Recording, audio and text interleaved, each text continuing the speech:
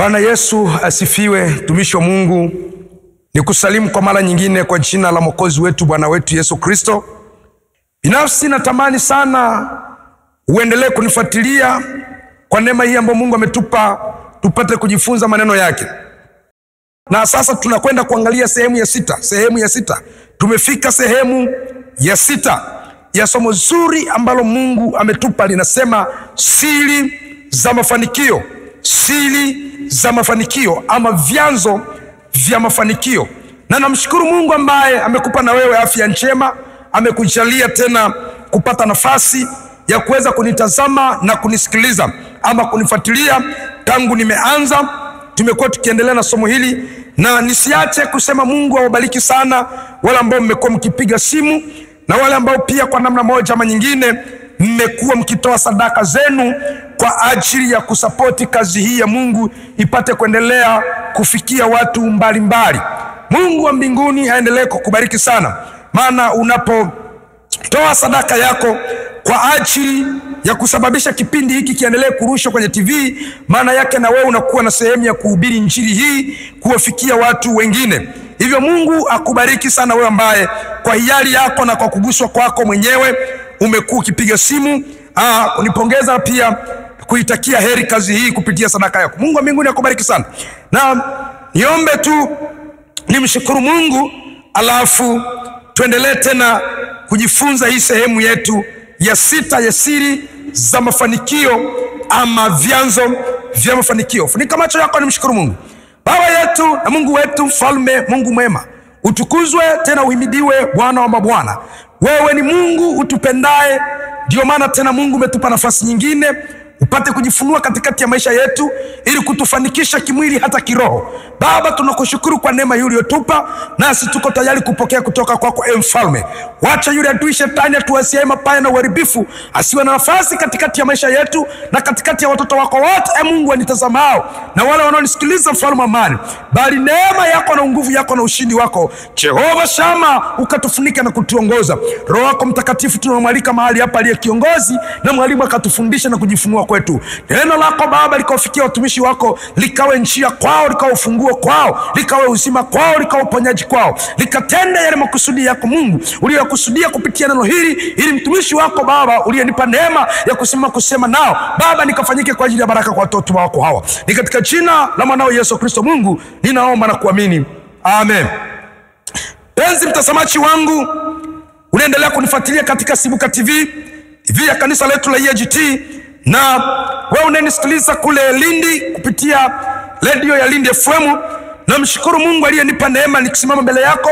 Kwa majina yangu ninaitwa mchungaji Boniface Steveni, ninachunga kanisa la EAGT hapa Bujola Kisesa na mkoa huu wetu wa Mwanza. Mungu amenipa tena neema katika kuendelea kuleta neno lake kwako, na nikiwa nafundisha somo linalosema siri za mafanikio, na leo tuko katika siri ya 6.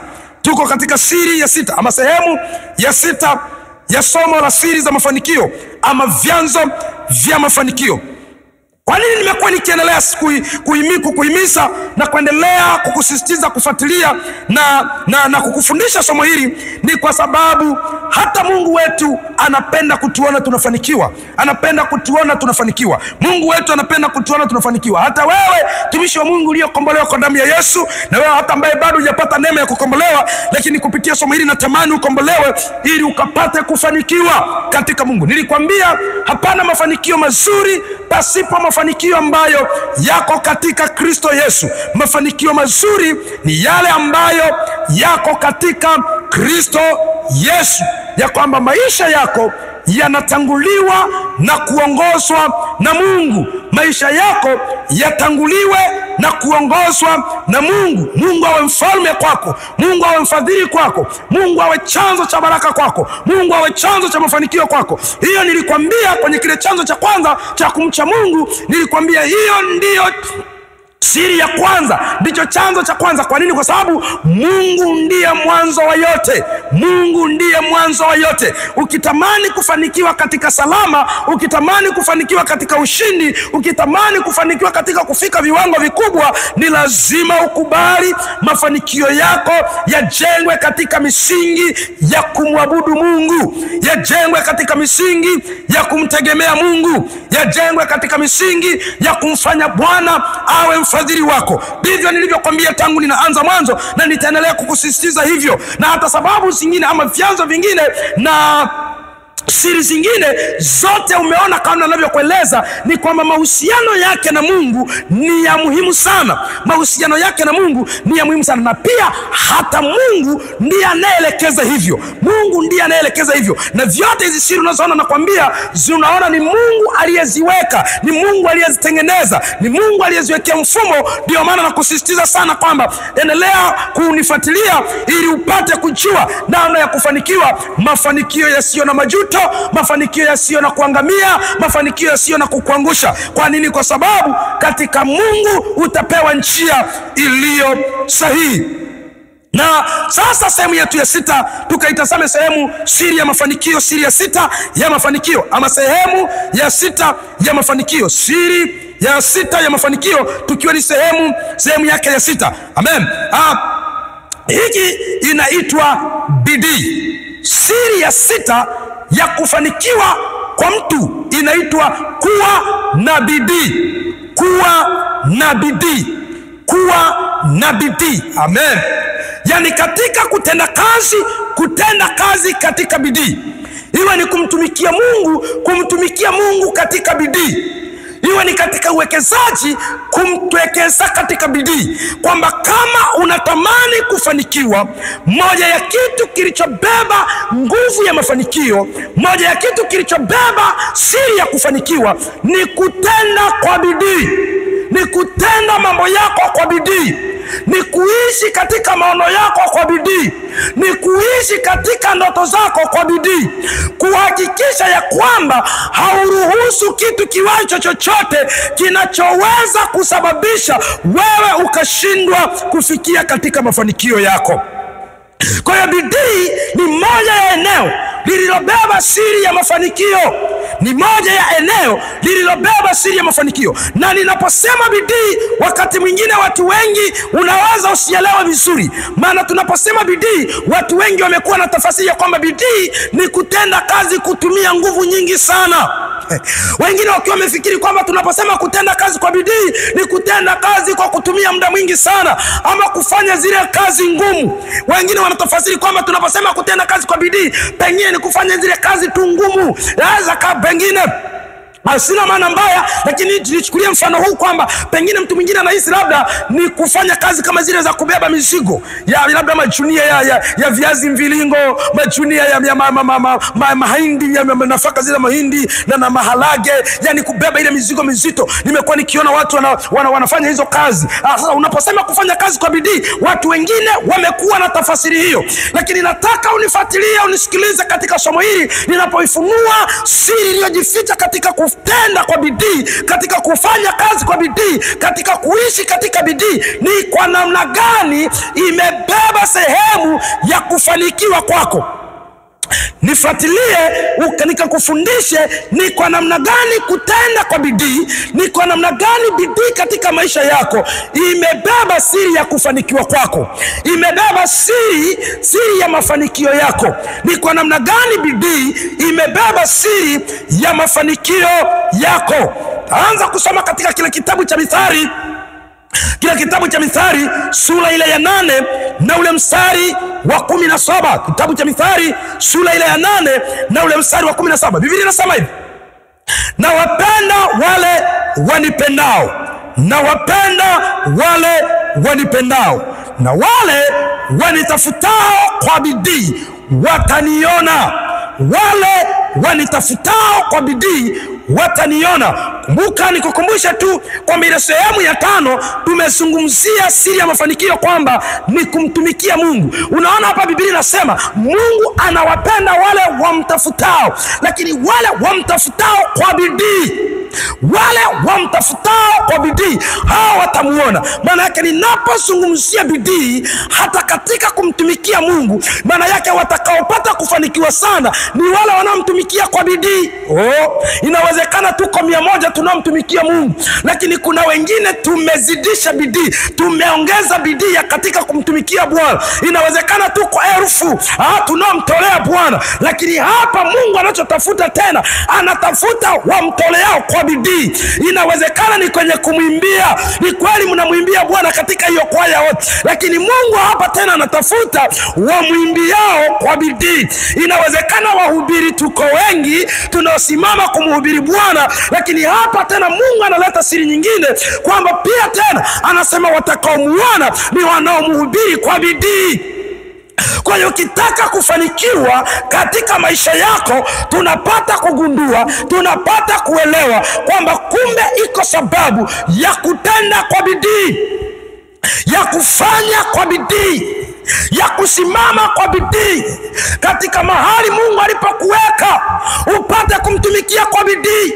Inawezekana ni kwenye uzee wa kanisa, inawezekana mko wazee wa kanisa hapo 10, lakini kumbe watakaopata kufanikiwa katika hiyo nafasi ya kutumikia Mungu kwenye hicho cheo ulichopewa ni pale ambapo utamtumikia Mungu kwa bidii.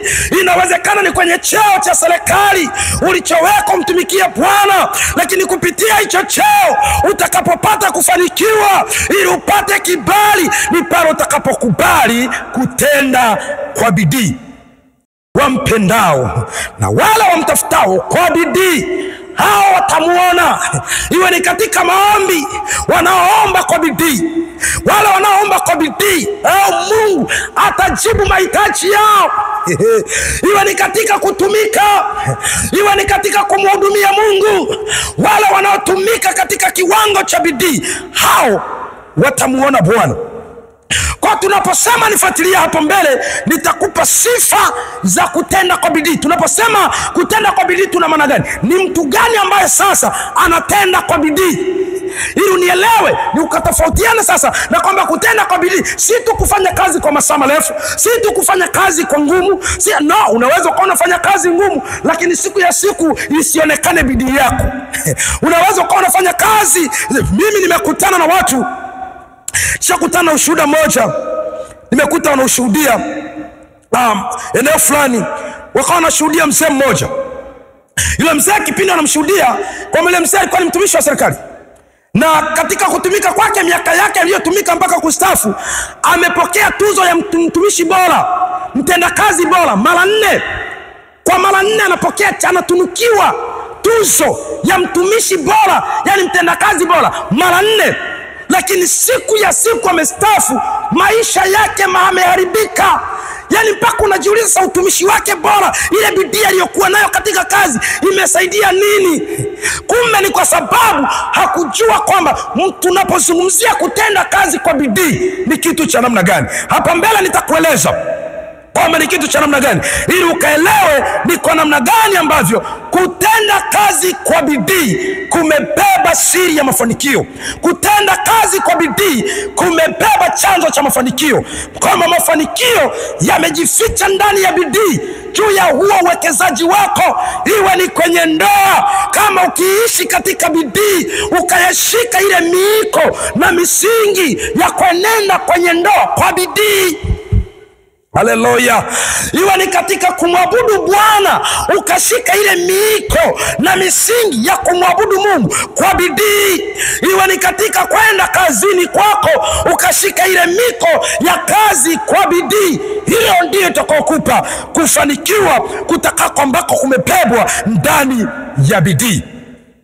Tuongeze katika kile kitabu pia cha Mithali, tuongeze hicho kitabu cha Mithali sura yake ya 22 na ule mstari wake wa 29. Kitabu kile pia cha Mithali mstari wa 22 na ile sura yake ya 29. Kumbuka anafundisha somo linasema siri za mafanikio, na sasa niko katika siri ya 6, ambayo siri ya 6 ni kutenda kwa bidii, ni kuwa na bidii katika mambo yako, kuwa na bidii.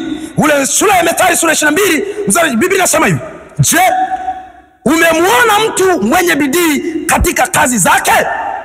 Je, umemuona mtu mwenye bidii katika kazi zake? Huyo atasimama mbele ya wafalme. Huyo atasimama mbele ya wafalme. Hata simama mbele ya watu wasio na cheo. Unasema, Biblia inasema, je, umemuona mtu afanyaye mambo yake kwa bidii?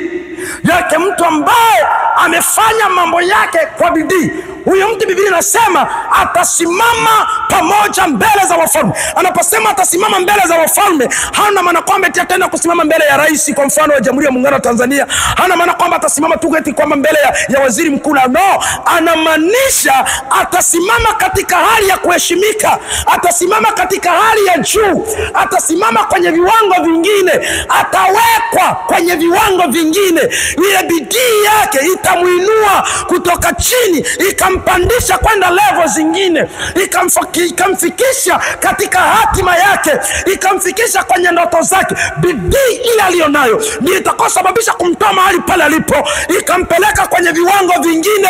Hapo ndipo anaposema itamuweka mbele za wafalme. Na inaposema hata simama mbele ya watu wasio na cheo, maana yake kupitia bidii yake, ile bidii haitamuacha kwenye hali ya chini. Ile bidii haitamuacha kwenye maskini. Ile bidii haitamuacha kwenye mtu hoye. Ile bidii itampandisha, itamfikisha kwenye hali nyingine, itamfikisha kwenye viwango vingine. Ndio maana nasema, je, umemuona mtu aliye na bidii katika kazi zake?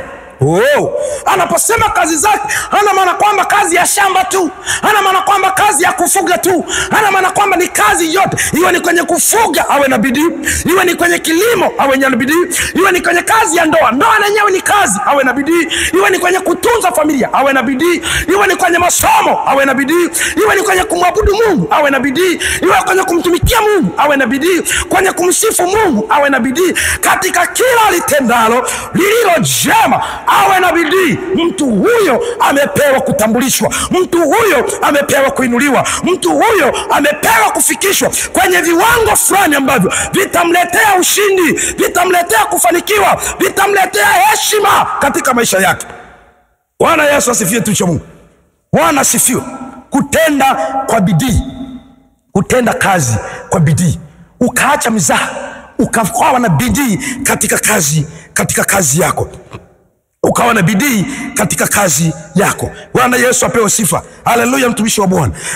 Ninatamani unaponifuatilia, acha tukaangalie sifa za kutenda kwa bidii. Sifa za kutenda kwa bidii. Utajuaje kwamba ninatenda mambo yangu kwa bidii? Ile bidii ambayo mimi nataka uielewe ikakupe kufanikiwa ni bidii ya namna gani? Sio bidii tu kama ya kushinda kazini. Kuna watu wengine anaamka hata saa 10 yuko kazini, kutangu saa 10 ya asubuhi ya alfajiri yuko kazini, atakuja kutoka saa 6 usiku. Yani hata kupumzika kwake ana masaa mawili tu, lakini kila siku amejaa shida, kila siku amejaa tabu, kila siku amejaa kulia, kila siku amejaa madeni, kila siku. Kumbe ni kwa sababu tu hajajua kwamba kutenda kwa bidii ni kufanya, ni kitu cha kufanya namna gani. Hapa nataka nikupe sifa za mtu atendaye kazi zake kwa bidii. Nataka nikupe sifa za mtu atendaye kazi zake, aishie katika maono yake kwa bidii. Sifa hizo. Sifa ya kwanza ni nini maana ya kutenda kwa bidii? Sifa ya kwanza, maana kupitia hizi sifa ndipo tutapata maana halisi ya kutenda kwa bidii. Kupitia sifa hizi tutapata maana halisi ya kutenda kwa bidii. Maana wakati mwingine maana ya kitu kinaletwa na sifa zake, wakati mwingine maana ya kitu kinaletwa na zile sifa zake. Kwa hiyo ili tuelewe maana nini maana ya kutenda kwa bidii, ambaye anauliza kwamba je, umemuona mtu yule atendaye kazi zake kwa bidii, ambaye Biblia inasema kwenye Methali tena ya kwamba wanitafutao kwa bidii hawa wataniona. Sasa nini maana ya kutenda kwa bidii? Tukaangalie sifa za mtu atendaye kazi kwa bidii. Bwana Yesu asifiwe. Sifa ya kwanza, anakuwa na vipaumbele. Sifa ya kwanza ya mtu anayetenda kazi zake kwa bidii, anaweka vipaumbele katikati ya maisha yake, katikati ya ndoto zake, katikati ya uwekezaji wake, kwenye ndoa yake na kwenye mambo yake ya kimaisha. Bwana Yesu asifiwe. Kwenye uchumi wake anakuwa na vipaumbele. Maana yake maisha yana muunganiko wa vitu vingi. Maisha yana muunganiko wa vitu vingi. Sasa katikati ya ule muunganiko wa vitu vingi, ili uweze kutembea na uweze kufanikiwa vizuri, ni lazima uwe na mpangilio kwenye utendaji wako, uwe na mpangilio kwenye kutenda kazi kwako. Katika mpangilio ule ni lazima uwe na vipaumbele.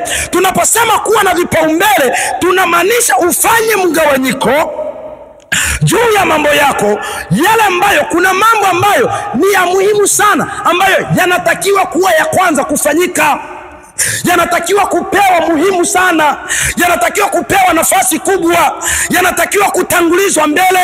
Bwana Yesu asifiwe. Haleluya. Yani ikiwemo na swala la kumcha Mungu, kwamba kama unataka kufanikiwa, kipaumbele chako cha kwanza ni lazima kiwe kumtegemea Mungu, ni lazima kiwe kumcha Mungu, ni lazima kiwe kumkabidhi maisha yako mbele za Mungu. Maana yake ndo kipaumbele chako cha kwanza. Yani kabla hujaanzisha uchumi wako, hujaanzisha duka, hujaanzisha biashara, hujaanzisha chochote kwenye uchumi, umtangulize kwanza Bwana, umpe nafasi Mungu kwenye hiyo kazi yako. Ndo kipaumbele chako, kwamba kutenda kwa bidii. Sifa ya kwanza ya mtu atendaye kwa bidii ni mtu ambaye anakuwa na vipaumbele. Hapa nimeandika, hii ni kufanya mambo kwa kuzingatia umuhimu ama faida ya jambo fulani kwa wakati husika. Kwamba kuwa na vipaumbele, nini maana ya kuwa na vipaumbele? Kuwa na vipaumbele, hii ni kufanya mambo kwa kuzingatia umuhimu na faida ya jambo hilo kwa wakati husika. Mtu atendaye kazi katika kwa bidii anakuwa na vipaumbele. Kwa mfano, nisikilize, kwa mfano, unaweza kuona mambo matatu yamegongana kwa wakati mmoja. Mambo haya matatu, kwa mfano tuchukulie, una ulipaji wa ada ya watoto shuleni kwa ajili ya watoto waende kwenye masomo. Alafu unayo safari ya kwenda kijijini au mahali fulani kusalimia ndugu. Una safari ya unataka usafiri ukasalimie ndugu.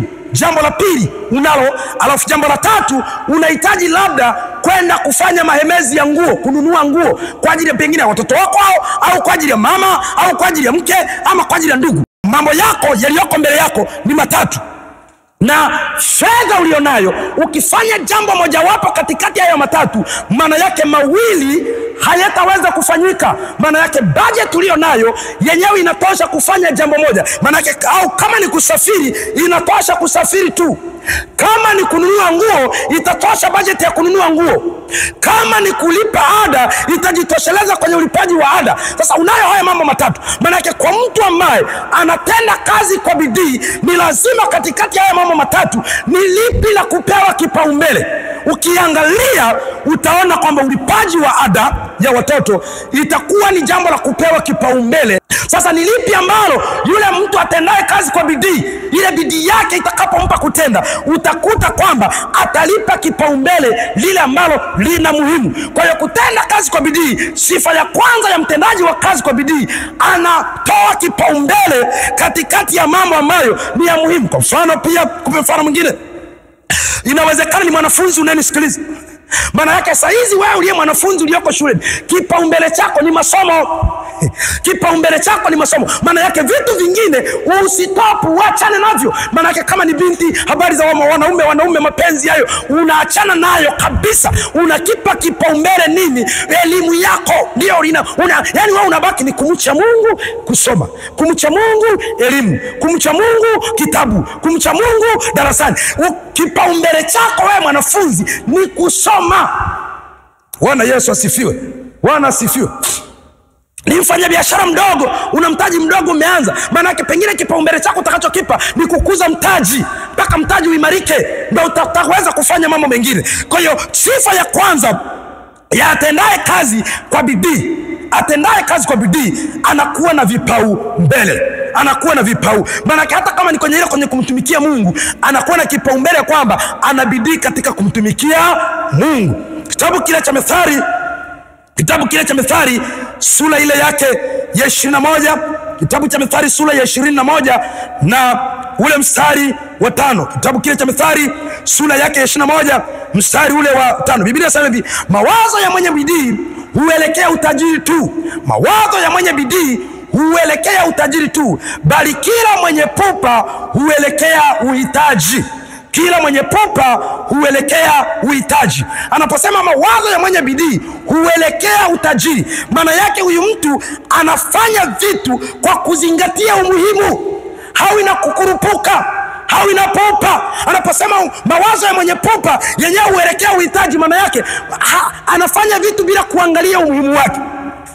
Siku ya siku unajikuta ulichokitenda hakijawa msaada wa kuweza kukupa hatua nyingine ya pili. Maana tunaposema kuyapatia mambo yako kipaumbele, maana yake ni kujua kwamba nikifanya hili jambo kwa wakati huu litanipa kupiga hatua kwenda jambo la pili, litanipa kuongezeka tena, litanipa kuendelea tena, litanipa kutoka hapa nilipo, litanisaidia kwenda mahali pengine. Maana yake kama wewe hauweki vipaumbele katika utendaji kazi wako, ndio ile sasa unajikuta ulilolifanya lilikuwa ni jambo litakiwa lifanyike la 3 ama la 4, wewe umelifanya kuwa la kwanza. Kwa hiyo badala ya kukupa kuendelea, unajikuta limekushikilia, umejikuta limekufunga, unajikuta tena linakuzuia. Ni jambo kweli umetenda, lakini limekunyofoa nguvu, ni kama limekunyongonyesha, limekufanya uwe dhaifu. Lakini kama una desturi ya kuweka vipaumbele katikati ya mambo yako unayoyatenda, ile vipaumbele vyako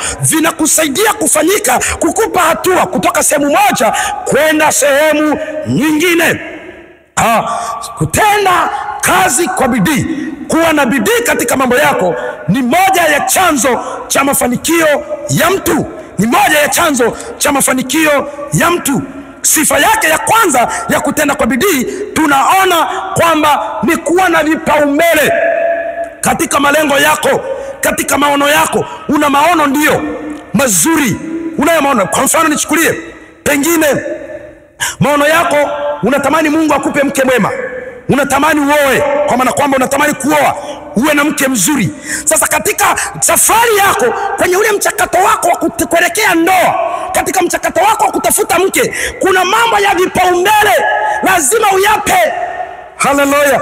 Nisungumza kwa mfano, nisungumza na vijana. Kuna mambo ambayo usipoyazingatia yatakuletea tu shida kwenye ndoa, yatakuja kuibuka kusababisha migogoro kwenye ndoa yako. Mambo lazima uyazingatie. Kwa mfano, unatamani kuoa, lazima uzingatie kuwa na uchumi na kipato. Maana unaposema swala la kuoa, maana yake unatengeneza familia. Familia itakuhitaji kuihudumia.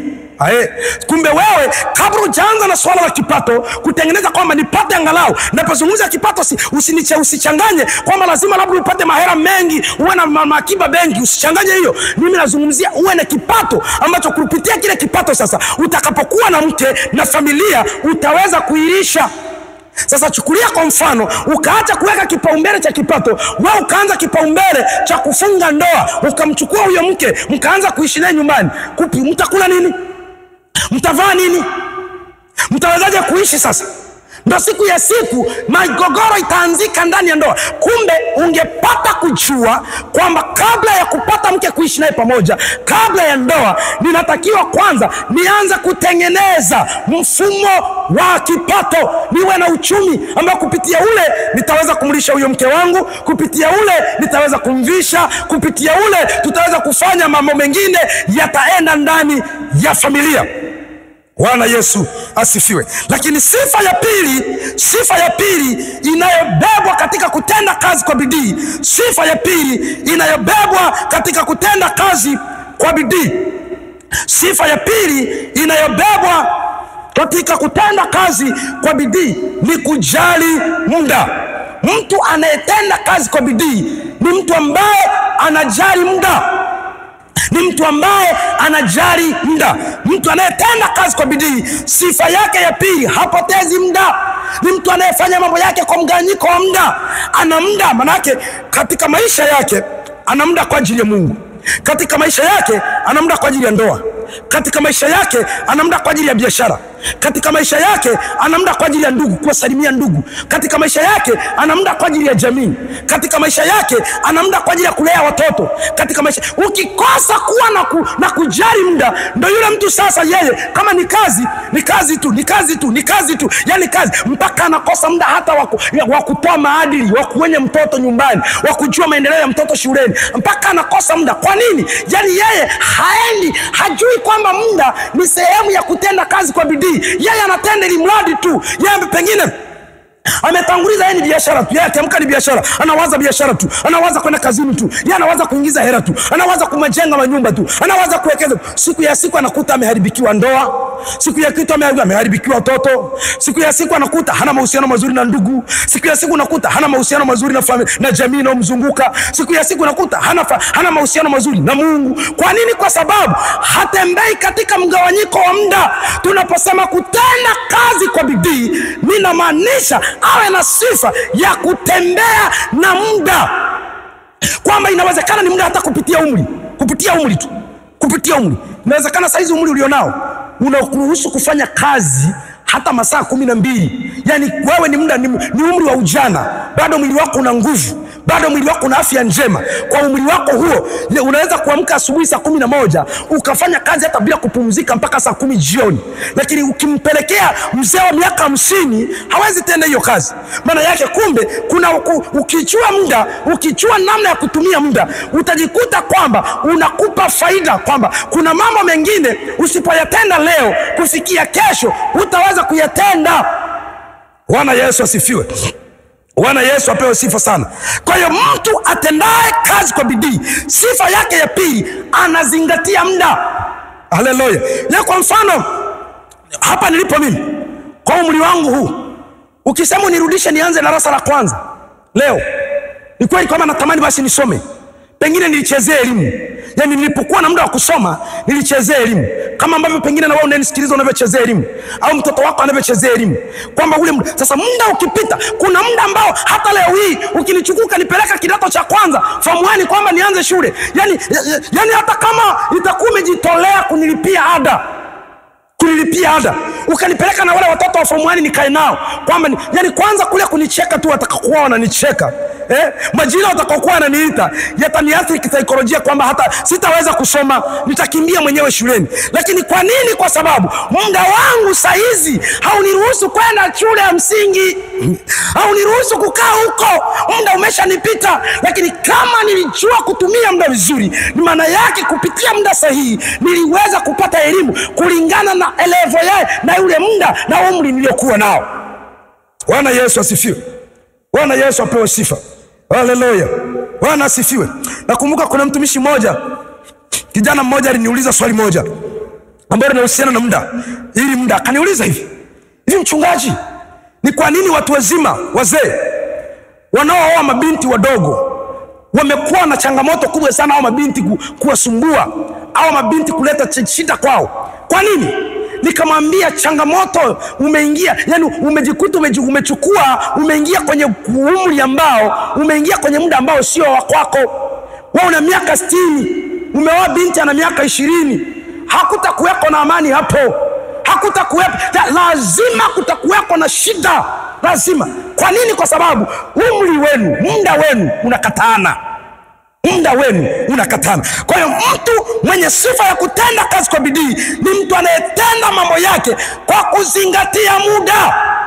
Kama ni muda wa Bwana, muda wa ibada, ni siku ya Jumapili, unafunga kazi, anaenda kumwabudu Mungu. Kama ni muda wa makwaya, utamwona ameenda kwenye kwaya. Kama ni muda wa maombi, utamwona ameenda kwenye maombi. Kama ni muda wa nini, utamwona ameenda. Kwa nini? Kwa sababu muda ni moja ya kitu ambacho kinatakiwa kuzingatiwa sana katika mafanikio ya mtu. Tunaposema kutenda kazi kwa bidii, ni mtu ambaye anagawanya muda wake. Maana katika muda wake anajua kwamba nina ndoa inanihitaji, lazima niwe na muda wa kukaa kwa ajili ya ndoa. Si kwamba ukigusa unasema wewe niko kazini, wana kazi imenibana, maneno mengi. Lazima uhakikishe, my friend, kama unahitaji kufanikiwa, lazima ukubali kufanyika mgawanyiko katika kila nyanja ya maisha. Uwe na muda uwe na muda. Mwanamke, mama unanisikia, uwe na muda kwa ajili ya ndoa yako. Baba unanisikia, uwe na muda kwa ajili ya ndoa yako. Vinginevyo mtumishi wa Mungu, hata nikikwambia mchungaji nitaiombea ndoa yako, mtumishi wa Mungu, kama hauna muda, huyo mama ataenda kutafuta wanaume nje, kwa sababu umekosa muda wa kuweza kuwa naye. Huyo baba ataenda kutafuta wanawake nje, kwa sababu umekosa muda, uko bize. Wanasemaga niko bize. Uko bize. Na wewe endelea kuwa bize. Lakini mimi nataka nikukumbushe kwamba ubize ambao ni mzuri, maana tunaposema ubize maana yake ni kufanya kazi kwa bidii. Ubize mzuri ni ubize wenye mgawanyiko wa mambo. Ni ubize wenye kugawanya muda. Bwana Yesu asifiwe. Utapata muda wa kukaa na jamii, uielewe jamii unayoishi nayo ni jamii ya namna gani. Hayo yote yanakuja kupitia kugawanya muda. Kitabu kile cha Mhubiri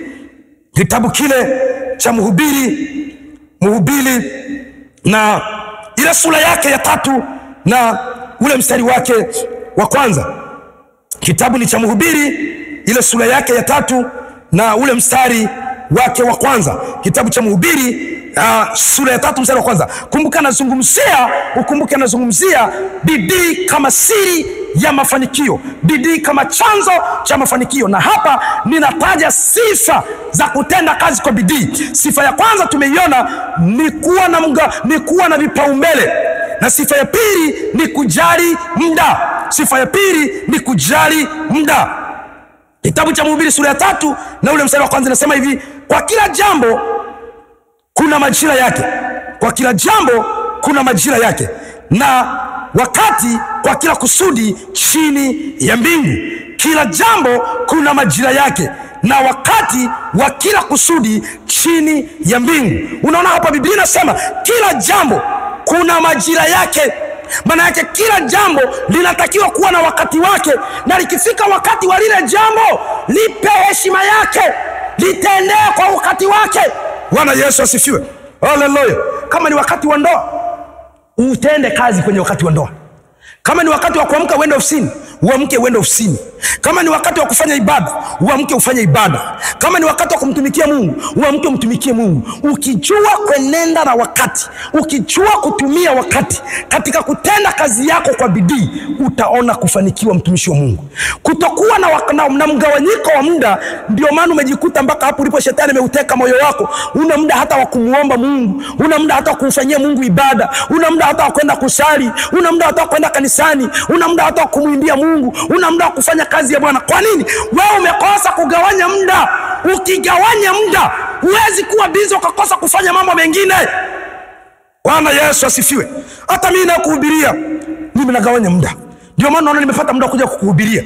Ndio maana naona tena napata muda kwa ajili ya familia. Ndio maana napata muda kwa ajili ya kufanya ibada kanisani. Ndio maana naona nafanya muda na mambo mengine yanafanyika. Kwa nini? Kwa sababu mimi naotoa wapi muda? Ni kwa sababu nimekubali kwamba, nimeelewa hii siri kwamba kutenda kazi kwa bidii ni pamoja na kufanya mgawanyiko wa muda. Nifanya mgawanyiko wa muda. Kwa mimi nikusihi kwamba siri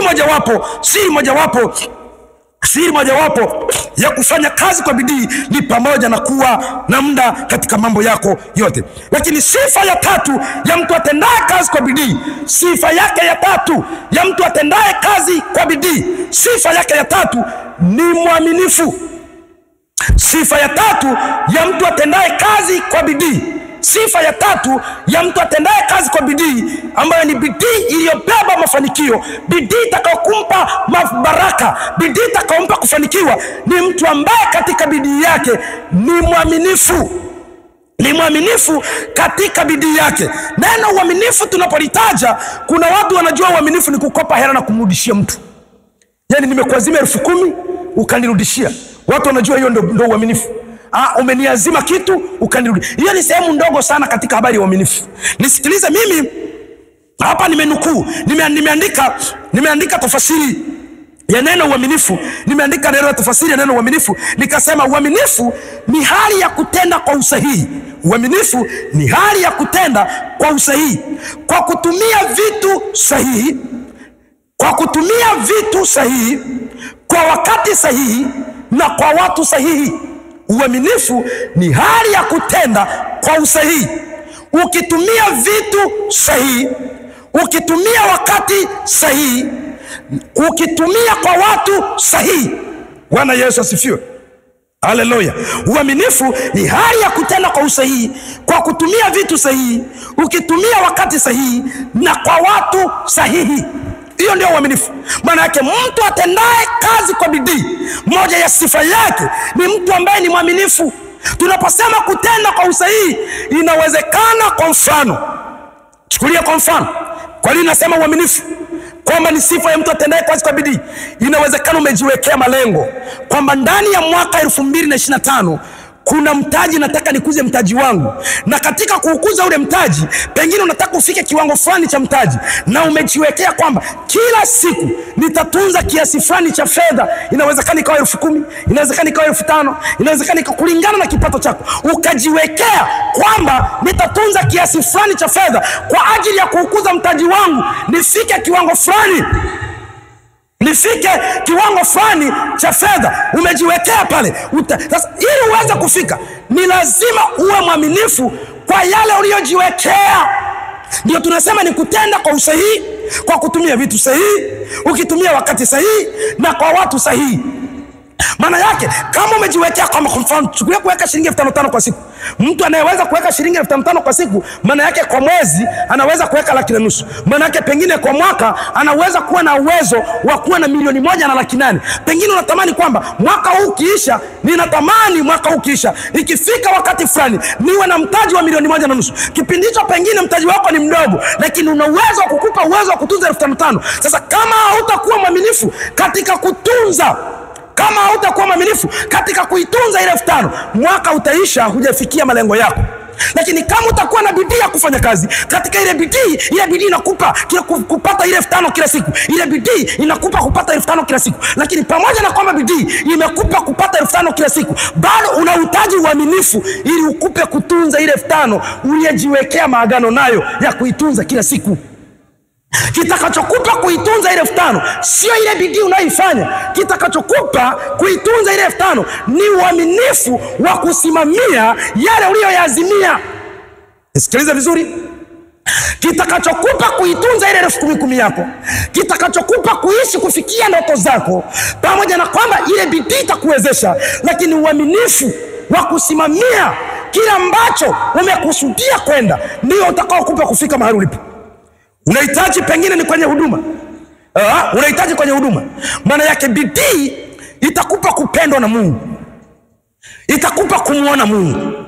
Lakini ili uendelee kuishi katika Mungu, itakuhitaji kuwa mwaminifu kwenye maagano mlioagana na Mungu.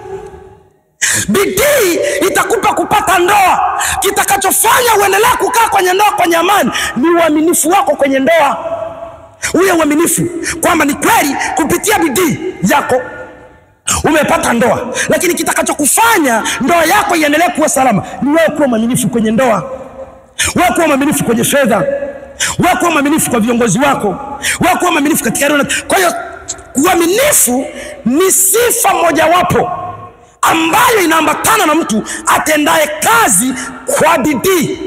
Uaminifu ni sifa mojawapo inayoambatana na mtu atendaye kazi kwa bidii. Kama unafanya tu kazi masaa mengi, unatumia muda mwingi kufanya kazi, lakini uzingatie uaminifu, ndio ile sasa ndio kupa ule ushuhuda wa yule mtu ambaye alipokea tuzo ya mtendakazi bora mara 4 katika tangu ametumika, lakini anastaafu yuko hoi, anastaafu hana chochote, anastaafu yani ni sawa na mtu ambaye kwa kufanya kazi, maisha bado ni ya shida. Kwa nini? Kwa sababu hakuwa mwaminifu katikati ya bidii yake. Hakujua kwamba kutenda kazi kwa bidii ili niwe mtu bora ni lazima niwe mwaminifu. Kitabu kile cha Luka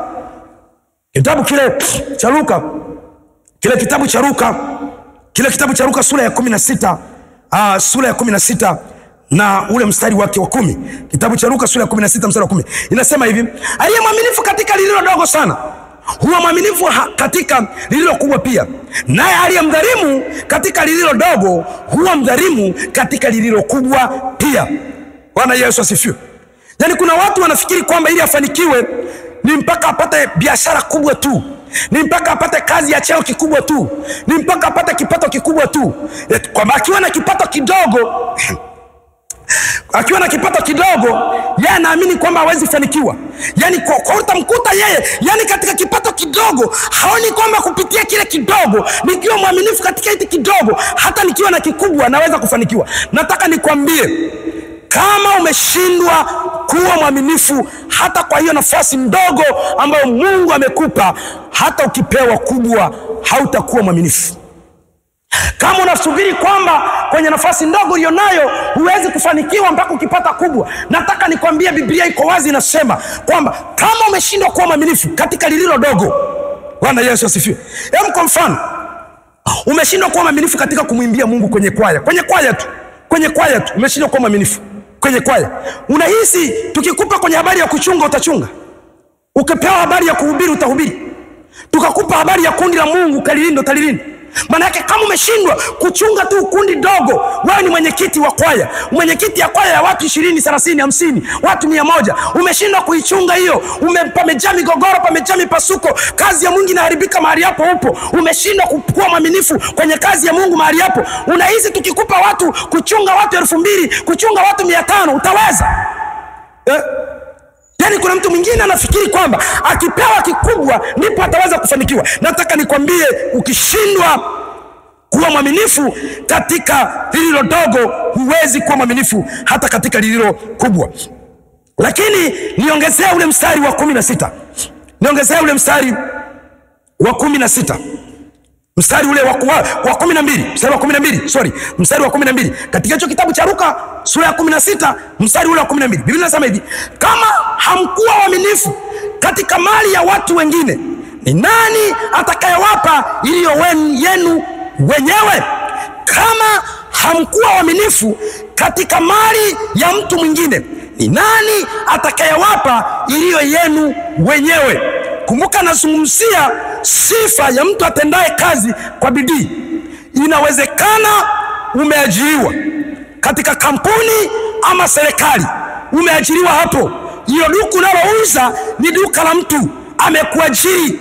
Biblia inasema kama hautakuwa mwaminifu katika mali ya mtu mwingine, lakini hapo ulipo unategemea na wewe upate duka lako, unategemea uwe na kampuni yako, unategemea uwe na vitu vyako, uwekezaji wako, lakini leo unasimama kuharibu vitu vya mtu mwingine hapo ulipo, kwa sababu eti sio mali yako, sio kampuni yako, ni kampuni ya mwingine, umeajiriwa tu. Kwa hiyo unaharibu tu, unafanya tu randomly. Biblia inasema kama hautakuwa mwaminifu katika mali ya watu wengine, ni nani awezaye kukupa vilivyo vyako mwenyewe? Ndio maana inawezekana ni mtumishi wa serikali, unafanya hapo kazini, unafanya kazi ya serikali, hutaki kuwa mwaminifu, ni fisadi, mwizi, unakwamisha mambo yasiende, unachelewesha vitu vya maendeleo ya serikali yasiende. Ndio maana hata ukistaafu unajikuta ulistaafu, ulitegemea ustaafu uishi katika maisha mazuri, uishi katika kupumzika. Ndio maana sasa ulipostaafu ndo shida zimeongezeka, ndo tabu zimeongezeka, magonjwa yamekuandama. Kumbe kinachokukutesa ni kwa kuwa hukuwa mwaminifu katika mali ya serikali. Sasa leo umepewa kinua mgongo ambacho ni cha kwako, unategemea ukile kwa furaha. Huwezi kula kwa furaha. Kwa nini? Hukuwa mwaminifu kwa wengine. Watu wanao tena kazi katika bidii ni watu ambao wana sifa ya uaminifu. Ndani ya sifa ya uaminifu wanathamini vitu vya watu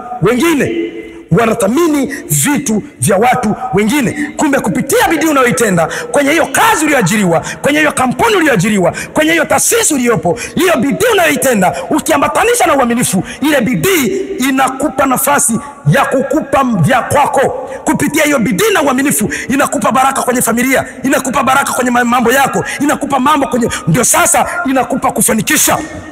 Hapo ndipo tunasema ya kwamba bidii ni moja ya sehemu iliyobeba siri ya mafanikio. Lakini nienda sifa ya 4. Sifa ya 4 ya mtu atendaye kazi kwa bidii. Sifa ya 4 ya mtu atendaye kazi kwa bidii ni uvumilivu. Mtu atendaye kazi kwa bidii akitaraji kufanikiwa, akitaraji aone mafanikio kwenye maisha yake, ni lazima ndani yake awe na uvumilivu. Bidii iletayo mafanikio kwa mtu ni bidii ya mtu mwenye uvumilivu. Bwana Yesu asifiwe. Ni bidii ya mtu mwenye uvumilivu. Hapa nimeandika uvumilivu hivi. Maana ya uvumilivu, nimesema uvumilivu ni uwezo wa kustahimili changamoto. Uvumilivu ni ule uwezo wa kustahimili changamoto. Ni mtu aliyejawa subira. sio mtu mwenye kukata tamaa, ni mtu aliyejaa subira. Ni kweli unabidii katika kazi yako. Kuna mtu mwingine anataka tu anzishe biashara leo tu, leo achangaa apate wateja leo, auze biashara hiyo leo, awe na jina leo, brand iwe leo. My friend, nataka nikwambie hivi, kuna watu leo unawaona wanamiliki soko la vitu fulani, unamuona leo jina lake likitajwa ni kubwa. Aliingia gharama ya kuvumilia kutengeneza brandi yake. Aliingia gharama pamoja na bidii aliyokuwa nayo ya kufanya kazi kwa bidii, ya kufanya kazi kwa juhudi, ya kufanya kazi masaa mengi, ya kufanya kazi kwa kujituma, ya kufanya kazi kwa kutokujihurumia, ya kufanya kazi kwa kujitoa, lakini pia aliambatanisha subira. Bwana Yesu asifiwe. Vijana wengi leo hawafanikiwi. Ukimuuliza mbona mimi nafanya kazi kwa bidii, ninajituma, lakini bwana wewe umeanza kazi, una mwaka mmoja kazini, ndio umeajiriwa, una miaka 2 kazini, unataka ulingane na mtu ambaye ana miaka 20 kazini. Bwana Yesu asifiwe. Shakutana na mwalimu mmoja ameajiriwa, ana ngazi ya degree, akawa ameanziliwa shule ya msingi.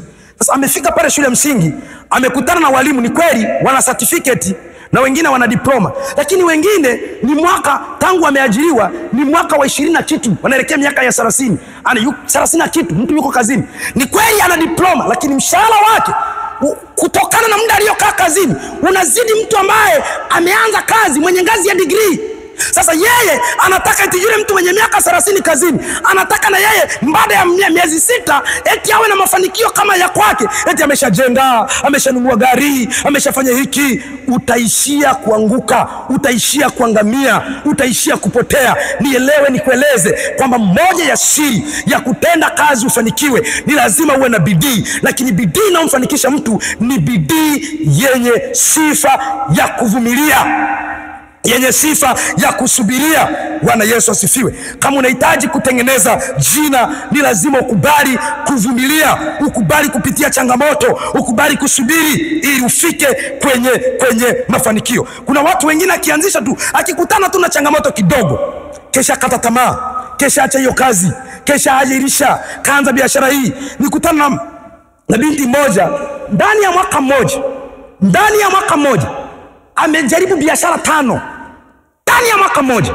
Yana amejaribu biashara ya nguo, ameona biashara ya nguo iendi, amekaweka hapo, ametoka, amejaribu biashara ya duka la kawaida, ameona ameacha, amefungua biashara ya kuuza simu, ameona nini, ameacha, ameanza biashara ya fedha, hii miamala ya fedha, nini, ameona ameacha. Sasa wewe katika, hata kama ni biashara, ni kweli unafanya biashara ya miamala ya fedha, una hela, unamtaji milioni 10 hapo, unafikiri kwamba ukipata tu chumba ukaanza leo watu wameshajua kwamba pale kwa mchungaji Boni, ile ofisi ya mchungaji Boni pale wamejua anafanya hiyo, jamii nzima ya huo mji imeshajua.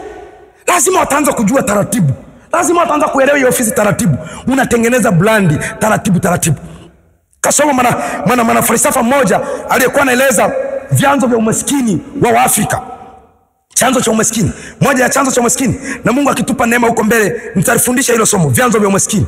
Vyanzo vya umaskini. Kwa nini watu wengi ndani, kwa mfano bara letu la Afrika na nchi zetu hizi, kwa nini watu wengi ni maskini? Nitakuja nifundishe chanzo cha umaskini. Chanzo cha umaskini moja wapo anasema ni kutokutengeneza jina. Yani mtu mwingine, yani kuna mtu hajui kwamba jina ni hela, mtu hajui kwamba jina ni utajiri, mtu hajui kwamba kubrandi tu ile brand, kuwa na brandi, kupitia brandi yako kuna watu wanaweza kukutafuta kutokana na umaarufu wako, waje kuwekeza na wewe, yani kutokana na ule umaarufu ulionao, kutokana na lile jina lako ulionalo, watu wanakutafuta wawekeze kwako. Bwana Yesu asifiwe. Sasa unapotaka kutengeneza jina linahitaji muda. Kuna mtu unamwona leo ana jina, lakini ukimuuliza nyuma yake ametumia zaidi ya miaka 20 kulijenga hilo jina. Ni mchungaji fulani leo ni maarufu, ni mchungaji fulani leo ni mkubwa ndani ya nchi yetu ya Tanzania na nje ya nchi yetu ya Tanzania, ni mwimbaji, ni mkubwa ndani ya Tanzania na nchi ya Tanzania. My friend, usifikiri kwamba amekurupuka tu, ametengeneza, amepata subira, amepita kwenye changamoto, amekubali kupitia mambo, ndio imefika wakati leo amejulikana. Bwana Yesu asifiwe. Haleluya. Kitabu kile cha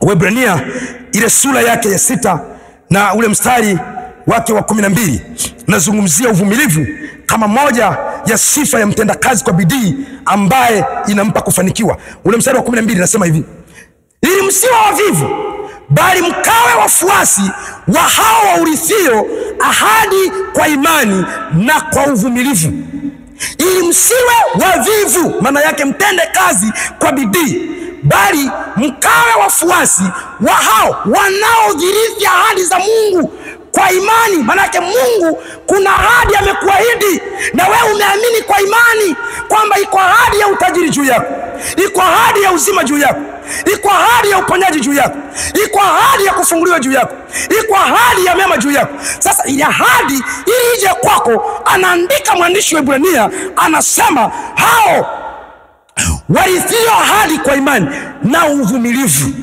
Maana yake unakuwa na imani ya kwamba Mungu ameniahidia kufanikiwa, ila pia unakuwa na uvumilivu, na unakuwa na uvumilivu. Kitabu kile cha waraka wa pili wa Petro, kitabu cha waraka wa pili wa Petro, ile sura yake ya tatu na ule mstari wa 15, nazungumzia uvumilivu kama sifa ya mtendakazi kwa bidii. Nasema hivi: nanyi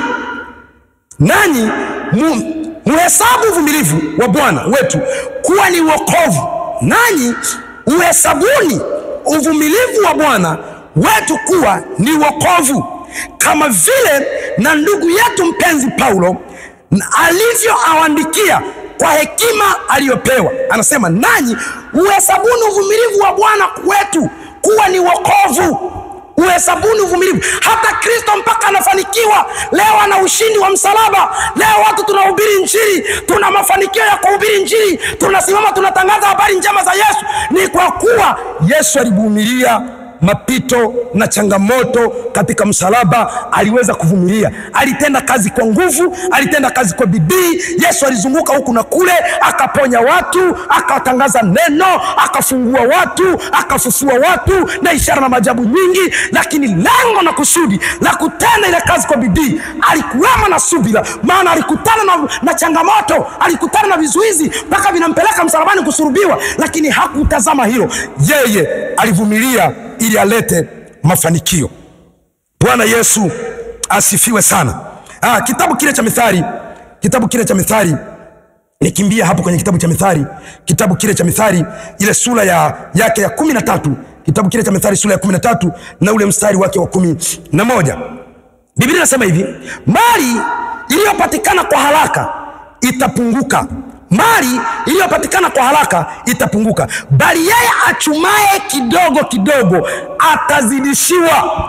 Bali yeye achumaye kidogo kidogo atazidishiwa. Maana yake mtu atendaye kazi kwa bidii na amekubali kwenda ngazi kwa ngazi, utukufu kwa utukufu, Biblia inasema atazidishiwa. Ndio maana watu wengi wameshia jela. Aliweka tu kwenye hicho kisehemu kamnani, akakurupuka kuufisadi, akaiba na miradi ya kiserikali, akaiba na miradi ya fedha za kampuni, akaiba wengine mpaka na fedha za kanisani, wakafanyia anataka mafanikio ya haraka haraka, anataka tu kufanikiwa kesho tu, leo kesho amiliki vitu vikubwa. Leo ameishia jela, leo ameishia kufukuzwa kazi, leo ameishia kunyang'anywa vitambulisho, leo ameishia kunyang'anywa vyeti vyake, leo ameishia yani kutenda kazi kwa bidii usiwe na uvumilivu haiwezi kuleta mafanikio katika maisha yako. Lakini sifa ya 5 ya mtu atendaye kazi kwa bidii, sifa ya 5, anapenda anachokifanya. Anapenda anachokifanya. Yani upende kazi yako. Kutenda kazi kwa bidii, moja sifa yake ni kuipenda kazi yako. Hiyo uchumi wako, hiyo ndoa yako, upende ndoa yako, upende huduma yako, upende biashara yako, upende hapo ulipoajiriwa, upende hapo unapopatumikia, upende kuimba. Kama ni kwenye huduma yako ni uimbaji, kama huduma yako ni kuhubiri, kama yani kwenye ile huduma unayoifanya, uipende ile huduma, uifanye toka moyoni, uifanye kitu ambacho unafanya kutoka ukijua hapa ndipo napopata riziki ya kuwatunza watoto wangu. Unajua hapa ndipo, yani kama ni kufundisha ni mwalimu, ufundishe kwa kujituma. Bwana Yesu asifiwe. Bwana asifiwe. Yani kama ni daktari, unahudumia watu kwa moyo, kwa kuipenda kazi yako. Ndio ile utakuta daktari atakuhudumia kwa upendo, atakushauri, atakuelekeza hiki, ukimuuliza swali atakujibu, hatakukaripia, hatakujibu kwa ghadhiba, atakuelekeza hivi. Hata ungemuuliza mara 2, ungemuuliza mara 3, atakuelekeza. Mimi nina daktari mmoja, mtumishi wa Mungu mmoja, anaitwa Dr. Albert. Huwa napenda sana kwenda kwake. Kwa nini napenda kwenda kwake hata nikiwa na changamoto yote kiafya? Ni kwa sababu ukienda kwa Dr. Albert anakusikiliza, anatenga muda wake kukusikiliza vizuri. Yaani anaipenda kazi yake. Bwana Yesu asifiwe. Uipende kazi yako. Kutenda kazi kwa bidii, moja ya kitu hicho ni kuipenda kazi yako. Kitabu kile cha Mhubiri sura ya 9 mstari wa 10a. Kitabu cha Mhubiri sura ile ya 9 mstari ule wa 10a. Mstari wa 10a. Tasoma hapo. Maana yake nitasoma pale mwanzoni tu. Mhubiri sura ya 9 mstari wa 10. Lolote mkono wako utakalolipata, ulifanye kwa nguvu zako. Lolote mkono wako utakalolipata kulifanya, ulifanye kwa nguvu zako. Kwa kuwa hakuna kazi wala ushauri wala maarifa wala hekima huko kuzimu uendako wewe. Maana yake ule mstari kwa lolote mkono wako utakalolipata kulifanya, ulifanye kwa nguvu zako. Maana yake anaposema ulifanye kwa nguvu zako, ujitoe, utende kwa kulipenda, uipende kazi. Umeajiriwa hapo, ndipo unapopatia riziki. Penda hiyo duka, penda hiyo kampuni, penda. Kwa sababu kupitia hiyo kampuni usiitende kwa sababu eti ni ya mtu fulani. Wewe jua kwamba hii ni sehemu ya mimi, na mimi ni mmoja wa wamiliki wa hii kazi. Kwa nini? Ndio inanipa kunichomeshia watoto. Kwa nini? Ndio inanipa watoto wake wangu, mke wangu anakula. Ndio inanivishia familia yangu. Ndio inanipa kulipa kodi. Ndio inanipa mimi nijenge. Ipende hiyo kazi, itende kwa moyo, jitoe, usifanye kwa kinyongo. Eti unafanya kwa sababu ni kazi ya watu wengine. Kazi ya watu wengine ndio inakulipa mshahara. Unaifanya kama ni kazi ya watu wengine. Kwa hiyo moja ya sifa ya mtu atendaye kazi kwa bidii ni mtu ambaye anakipenda kile anachokitenda. Lakini Wakolosai sura ile ya 3 mstari ule wa 23. Wakolosai sura ya 3 mstari wa 23 inasema hivi: lolote mfanyalo lifanyeni kwa moyo. Lolote mfanyalo lifanyeni kwa moyo, kama kwa Bwana wala si kwa mwanadamu. Lolote mfanyalo lifanyeni kwa moyo. Bwana Yesu asifiwe. Amen. Ni chochote ufanyacho, iwe ni kwenye huduma yako, ni mchungaji mwenzangu unanisikiliza, hiyo huduma unaoifanya fanya kwa moyo. Fanya kwa moyo, jitume, jitabishe, tenga muda, hangaika kwa ajili ya kazi ya Mungu, kuiombea, kushauri watoto wa Mungu waliokupa kuwaongoza. Washauri, kaa nao chini, waombee, usiwachoke, wavumilie katika makosa wanaokosea, wavumilie, endelea kuishi nao, endelea kukaa nao. Wewe shauri, fanya hili, onya hili, karipia hapa, rudi hapa. Hivyo siku ya siku unajikuta wamefika kwenye ufalme wa Bwana, na Mungu amepata tena kuwabariki. Lakini sifa ya mwisho ambayo leo namalizia, sifa ya mwisho ni kuweka hazina, kuwa na akiba. Mtu atendaye kazi kwa bidii ni mtu ambaye katika kutenda kazi kwa bidii yake ana taratibu wa kujiwekea akiba. Ana desturi ya kuweka akiba. Tumishi wa Mungu, hakuna tajiri yoyote duniani asiyeweka akiba. Hakuna aliyefanikiwa kokote duniani asiye na desturi ya kuweka akiba. Akiba, tunapozungumza akiba ni jambo pana. Hata muda ni akiba. Kutenga muda kama nilivyozungumza kwenye muda, na penyewe ni akiba. Kuwa na muda kwa ajili ya familia, unatenga akiba. Bwana Yesu asifiwe. Ni kuweka akiba, iwe ni akiba ya mali ama akiba ya hali na mali. Mtu atendaye kazi kwa bidii ni mtu katika kazi zake za bidii ana desturi ya kujiwekea hazina, ana desturi ya kujiwekea akiba. Inaweza ikawa ni akiba ya watu. Katika unapotenda wema wako, unapofanya shughuli zako, unapokutana na watu, unajiwekea akiba ya watu. Unarudi kwenye ile siri ambayo nilisema kwamba kuwa na watu katika maisha yako, watu sahihi, kuwa na watu sahihi kwenye maisha yako. Ni moja ya sifa, ni moja ya siri ambayo nilieleza ni siri ya mafanikio. Kile kitabu cha Mithali, nimalizia hapo haraka. Kitabu cha Mithali sura ya 21 na ule mstari wa 20. Sura ya 21 mstari wa 20. Biblia inasema hivi: kuna hazina ya thamani na ya mafuta katika maskani ya mwenye hekima. Kuna hazina ya thamani na mafuta katika maskani ya mwenye hekima, bali mwanadamu aliye mpumbavu huyameza. Ukisoma katika Biblia ya tafasiri ya Kiswahili cha sasa, yenyewe inasema kwamba atendaye kazi kwa hekima, mwenye hekima huweka akiba juu ya kipato chake. Lakini yeye aliye mpumbavu akipata hula yote akamaliza. Kuna hazina ya thamani na mafuta katika maskani ya mwenye hekima, bali mwanadamu aliye mpumbavu humeza yote. Malizia kitabu kile cha Mithali sura ya 6 mstari wa 6 mpaka wa 8. Mithali sura ya 6 mstari ule wa 6 mpaka wa 8. Biblia inasema hivi, ewe mvivu, mwendee chungu, zitafakari njia zake, upate hekima, kwa maana yeye hana akida wala msimamizi wala mkuu, lakini hujiwekea akiba ya chakula wakati wa jua, hukusanya chakula chake wakati wa mavuno. Maana yake kujiwekea akiba ni moja ya sifa ya mtu atendaye kazi kwa bidii. Ni kweli unaweza kuwa unajituma sana, ni kweli unaweza kuwa unajibidisha sana, ni kweli unaweza kuwa unatumia muda mwingi sana na unatumia nguvu nyingi sana katika kutafuta kwako, lakini siku ya siku usipate chochote. Siku ya siku ukaishia kuharibikiwa, siku ya siku ukaishia kuanguka, siku ya siku ukaishia kujitabisha bila chochote. Kumbe ni kwa sababu katika bidii yako hukuwa na sifa ya kujiwekea akiba. Iwe ni akiba ya fedha, akiba ya mali, akiba ya uaminifu, akiba ya upendo, akiba ya mambo yote ambayo yanaleta furaha, akiba ya kumwabudu Mungu, akiba ya kumtumikia Mungu. Vyote hivyo lazima ujiwekee akiba, ambayo katika kazi, kutenda kazi kwako kwa bidii, ndiyo hiyo bidii inabeba mafanikio ya mtu. Tumishi wa Mungu, tafika tungana muda wetu, niishie hapo. Mungu wa mbinguni akubariki wewe ambao umenitazama tangu mwanzo mpaka tunafika mahali hapa. Nimshukuru Mungu sasa. Baba yetu na Mungu wetu, mfalme, Mungu wa uzima, asante kwa kumetueleza juu ya habari ya bidii, na unasema unawapenda wakupendao, na wale wakutafutao kwa bidii hawa watakuona. Nimezungumza juu ya habari ya bidii kama sehemu iliyobeba chanzo cha mafanikio ya mtu, na nimeeleza sifa zake kwa mtumishi wako huyu aliyenisikiliza na kunitazama. Baba, kupitia somo hili, nenda tena ukamuinue, nenda tena ukambarikie, nenda tena ukamtunze, nenda tena ukamlinde kwa ajili ya utukufu wa jina lako. Ni katika jina lako Yesu naomba na kuamini, amen. Mungu akubariki.